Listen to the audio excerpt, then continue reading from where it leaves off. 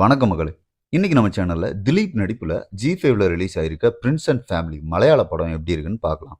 படத்தோட கதை என்ன அப்படின்னா, பிரின்ஸ் பெண்களுக்காக ட்ரெஸ் டிசைனிங் கடை வச்சிருக்காரு. வீட்லயே அவர் ஒருத்தருக்கு மட்டும் தான் வருமானம் வருது.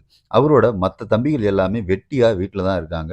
அவங்க 2 பேருக்கும் கல்யாணம் ஆகி புள்ள குட்டி எல்லாம் ரெடி பண்ணிடுறாங்க. ஆனா நம்ம பிரின்ஸுக்கு 40 வயசுக்கு மேல ஆகியுமே கல்யாணம் ஆகாம அது ஒரு ஏக்கத்திலேயே இருக்காரு.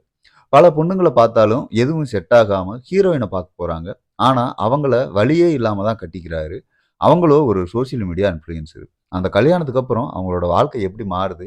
அதுல வர்ற சிக்கல்கள் என்ன? அதனால ஏற்படுற மாற்றங்கள்லாம் என்ன? அப்படிங்கிறது தான் இந்த படத்தோட மொத்த கதைக்களமே. பிரின்ஸா ஹீரோ திலீப் காமெடி மற்றும் எமோஷனல் சீன்ஸ்ல நல்லாவே நடிச்சிருக்காருன்னு சொல்லலாம். கல்யாணத்துக்கு சரின்னு சொல்ல முடியாமயும், வேணான்னு சொல்ல முடியாம முழிக்கிற சீனா இருக்கட்டும், அதுக்கு முன்னாடி கல்யாணத்துக்காக ஏங்குறதா இருக்கட்டும், அதுல வர காமெடி சீன்ஸா இருக்கட்டும், செகண்ட் ஹாஃப்ல ஹீரோயின் பண்ற எல்லாத்துக்குமே சகிச்சுக்கிறதா இருக்கட்டும், தன்னோட எக்ஸ்பிரஷன்ஸ நல்லாவே குடுத்துருக்காருன்னு சொல்லலாம்.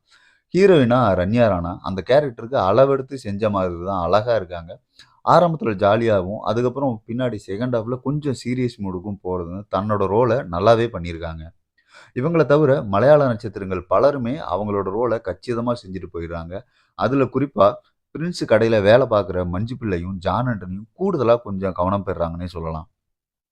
பின்னணி இசையும், பாட்டும் கதையோட்டத்துக்கும் நல்லாவே கை கொடுக்குது. குறிப்பா நம்ம ஊரு மலையூர் நாட்டாம பாட்டு பிளேஸ் பண்ண இடமா இருக்கட்டும், அது ஒர்க் ஆன விதமா இருக்கட்டும், அதுவுமே நல்லாவே செட் ஆயிருக்கு படத்துக்கு. ஸ்க்ரீன் பிளேல ஃபர்ஸ்ட் ஹாஃப் நல்லா கலகலப்பாவே போகுதுன்னே சொல்லலாம். ஏன்னா, கல்யாணத்துக்கு முன்னாடி வரைக்கும் திலீப் பொண்ணு பார்க்குற விதமா இருக்கட்டும், அதுல வர்ற ஒரு சின்ன ட்விஸ்ட்டா இருக்கட்டும், எல்லாமே ஜாலியா கொண்டு போற மாரியே தான் இருந்தது. அதே நேரம் அந்த ஜாலியில யாரையுமே காயப்படுத்தாத மாரி, கல்யாணம் ஆகாதவங்களோட வலியையுமே கொஞ்சம் இயக்குனர் சொல்ல முயற்சி பண்ணியிருக்காரு. அப்படியே அதுக்கு நேரா ஆப்போசிட்ல செகண்ட் ஹாஃப்ல ஒரு சோசியல் மீடியா இன்ஃப்ளூயன்சரோட வாழ்க்கை எப்படி இருக்கும்?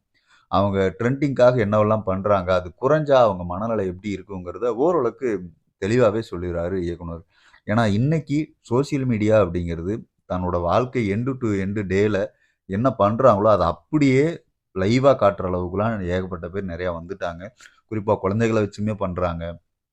குடும்பத்தில இருக்கவங்களோட எமோஷன்ஸ எல்லாமே எப்படி அவங்க ட்ரெண்டிங்காகவும், தன்னோட ப்ரமோஷனுக்காகவும் யூஸ் பண்ணிக்கிறாங்க அப்படிங்கிறதெல்லாம் இயக்குனர் பொட்டுல அடிச்ச மாரி தெளிவாவே சொல்லியிருக்காரு. என்ன எல்லாமே பாசிட்டிவ் மட்டும் தான் படத்துல இருக்கா அப்படின்னு கேட்டா, கண்டிப்பா இல்ல. சில இடங்கள்ல படம் அப்படியே கொஞ்சம் ஸ்லோவா போற மாரி தான் ஃபீல் ஆகும்.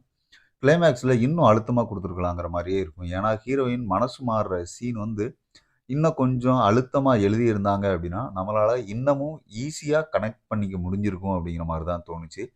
இந்த மாரி சின்ன சின்ன குறைகள் இருந்தாலுமே, படம் பேசுற கருத்துக்காகவே நீங்க கட்டாயம் பார்க்க வேண்டிய படம்.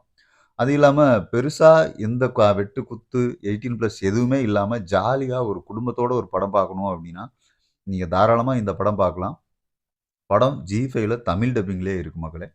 பார்க்கணும்னு நினைக்கிறவங்க தாராளமா பாருங்க. அடுத்த ஒரு விமர்சனம் சந்திப்போம். நன்றி.